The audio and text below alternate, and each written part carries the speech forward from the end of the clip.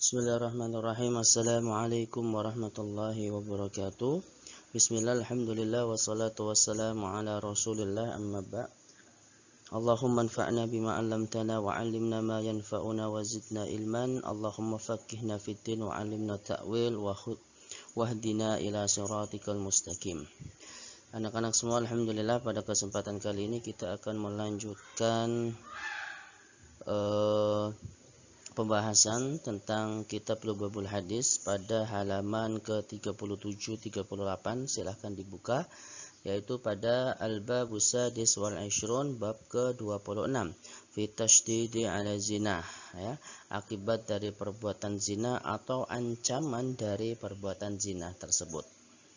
Oke, qala al-musannifu rahimallahu wa nafa'ana bihi wa bi ulumihi fid dharaini amin. Silakan dimaknain terlebih dahulu, ya, terkait dengan zina ini. Allah Subhanahu wa taala sudah menegaskan di dalam Quran surah Al-Isra ayat 22, wala taqrabuz zina innahu kana fahishatan wa sa'a sabila. Dan janganlah kamu mendekati zina, sesungguhnya zina itu adalah sesuatu perbuatan yang keji dan suatu jalan yang buruk. Dalam Al-Quran sudah Allah perintahkan kepada kita sebagai seorang hamba yang taat untuk tidak mendekati zina, ya. Mendekati saja tidak diperbolehkan, apalagi melakukannya, ya. Kemudian ditegaskan di dalam hadis-hadis Nabi yang akan kita maknain terlebih dahulu. Hadis pertama disebutkan qala Nabi sallallahu alaihi wasallam, az-zina yurithul faqra. Zina, perbuatan zina itu mewariskan kefakiran. Ya, jadi orang-orang yang suka berbuat zina itu akan mewariskan kefakiran. Artinya di sini adalah mengurangi keberkahan dari rizki yang Allah berikan. Setelah Allah berikan kelimpahan rizki, kemudian ia berzina, maka akan dihilangkan keberkahan rizki sehingga akan menjadikan dirinya fakir. Kemudian waqala sallallahu alaihi wasallam, kemudian Rasulullah sallallahu alaihi wasallam bersabda, zinal aini an-nadharu, ya. Zina mata adalah pandangan. Ya, disebutkan di sini bagian anggota tubuh kita juga bisa melakukan zina, ya. Zina mata adalah merupakan pandangannya, ini pandangan kepada sesuatu yang bukan hak kita, kepada sesuatu yang tidak halal, yang menyebabkan perbuatan zina itu sendiri.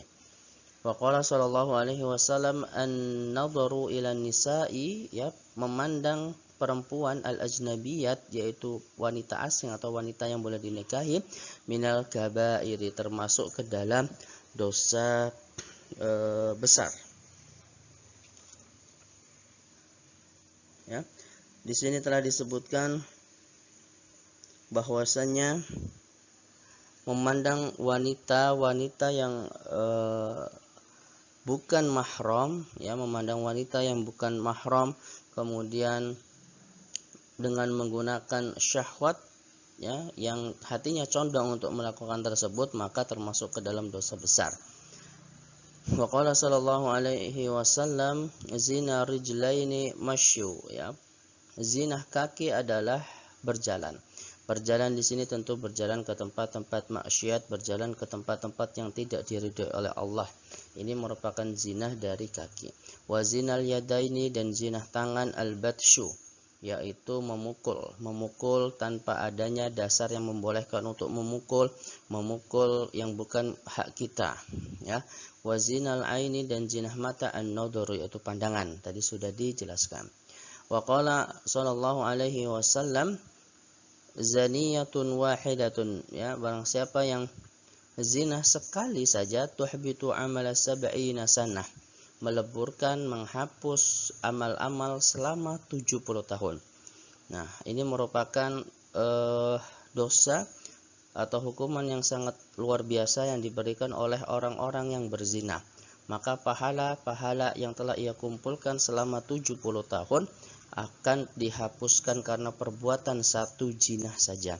Oleh karena itu kita harus menghindari perbuatan zina tersebut. Wa qala sallallahu alaihi wasallam, min danbin, tidak ada dosa ba'da syirki admun, yang lebih besar setelah syirik, indallah, di sisi Allah, min nutfatin, dari pada sperma, wada'aha rajulun yang diletakkan oleh seorang laki-laki fi rahimi la yahillu lahu, pada rahim-rahim yang tidak halal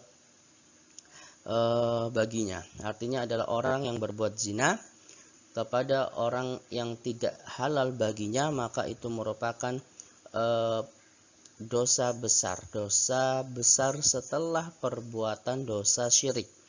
Ya, kalau di dalam hadis ini, kalau ada hadis yang lain mengatakan dosa besar setelah syirik itu adalah pembunuhan. Tetapi di hadis ini ditegaskan lagi bahwa setelah dosa besar syirik itu adalah dosa zina. Wa qala sallallahu alaihi wasallam inna li ahlin nar, ya, sesungguhnya bagi penduduk neraka soyhatun, menjerit, berteriak, min natani rihi farji zina, karena busuknya bau kemaluan pelaku zina.